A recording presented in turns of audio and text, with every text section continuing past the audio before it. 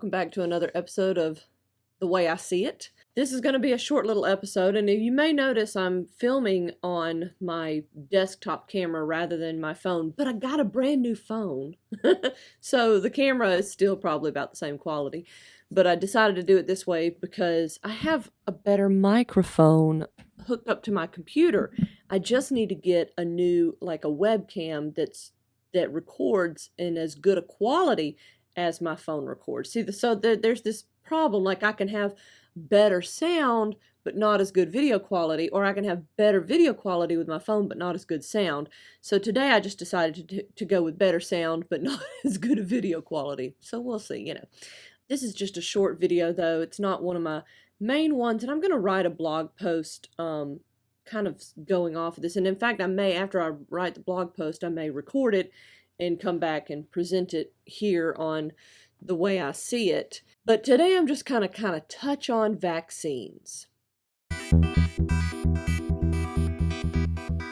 So today I'm discussing vaccines and not really in depth, just the COVID vaccine and kind of my thoughts on it and why I'm not really keen on taking it. This is doesn't really have much to do with like conspiracies or thinking that the government is going to poison my body or anything like that. But the vaccine for COVID is not the same as like the polio vaccine, right?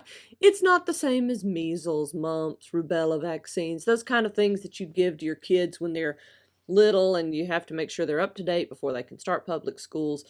This vaccine works in a different way, and to me it's not really beneficial to take it. Remember, while you're watching this video, to please click like and subscribe to my channel. And I know I say that every time and people are like, oh my gosh. Everybody you watch on YouTube will tell you that. Click like and subscribe. The reason is that when you like a video, when you subscribe to my channel, when you leave a comment, all those things help to boost the videos in search results. There's a scripture from something that Jesus said in Matthew 13, which I discussed in my parables with Metta earlier. You can watch that video if you want to click there. I'll also put the link in the description below. He also says something similar in Mark and Luke, these parallel passages of him talking about these parables. But he essentially says, at least in Matthew 13, verse 12, he says, whoever has will be given more, and they will have an abundance. Whoever does not have, even what they have will be taken from them. So I like to say that in reference to the YouTube algorithm. If you give these videos some likes, then they get more. But whatever they don't have, even that will, whatever they have little of will be taken from them. So click like and subscribe and comment and share and all that good stuff. So the vaccine in this case is like gene therapy, essentially. It's not like a dead version of a virus that's injected into your body and then your body attacks it and kills and develops an immunity to it. There is no immunity in this vaccine. It is gene therapy in that our bodies either they produce a certain protein when they get COVID, or they need to produce a certain protein to defeat COVID, and this basically stimulates that process. The process of either producing the protein, if that's what's needed to defeat it, or stopping the production that the body does, when it gets COVID, that's a negative effect on the body to produce, so it would hinder the production in that case. You can look up that more, but it has to do with protein production. And that's what this vaccine is dealing with, essentially. So getting the vaccine, I guess, is like getting the flu vaccine. You have to get a new flu shot every year because there's a new version of the flu every year. And now they want you to also take a new, but even that, it's like they're injecting a flu virus into you that your body is attacking to then be able to withstand the current strain of the flu. And this is not even that. This is something different. It has to do with some sort of gene therapy. And so I don't really see the benefit of it if it's not going to build up an immunity among us. It's something that's it's not like a one and done kind of thing. Like, let's get everybody to get this vaccine and then we can eradicate this disease. They're not talking about it like that, like they did with polio. I come back to polio. Like, I didn't have a polio vaccine. My mom did, and a lot of people in her generation did. and by doing so, they were able to just like get rid of it. There's no talk of that happening here with COVID. So I'm not really sure of why I would get it. I think I already had coronavirus.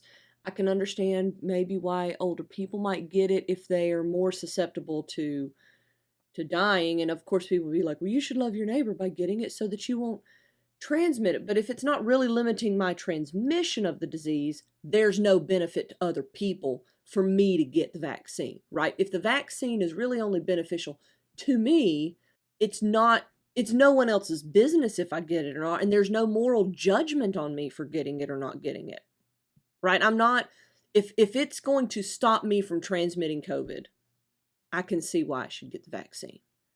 But that's not what they're saying it does. It's really to help people just deal with the virus should they get it and survive it.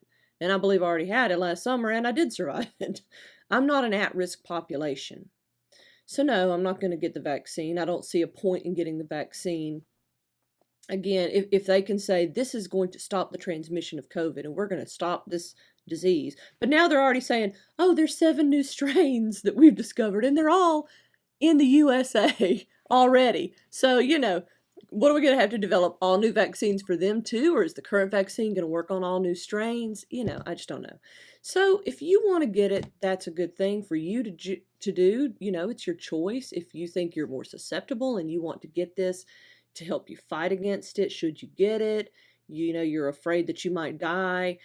But if it's not going to stop you from transmitting it, and if it's not going to stop the disease from existing, it's really not the same as vaccines that we've had in the past. So that's my thoughts on the vaccine. The way this is going to tie into my blog post is going to deal with, actually that blog post is about education, educating our children, and homeschool versus public school and all the rigmarole that's going on right now in the education system, and how I feel that even this is tying into raising up a generation of people who are sheep, people who will just trust what the government tells them, and like the government is innately good. It's not. So that's about as much as it has to do what they have to do with each other. But that's why I'll probably do a separate video on that blog post. I'll write the blog post, and if it's lengthy enough, worthy enough to make a video, I'll make a video of it too. But the link to my blog is going to be down in the description as well, so you can enjoy other things that I've posted that I haven't done videos on if you would like.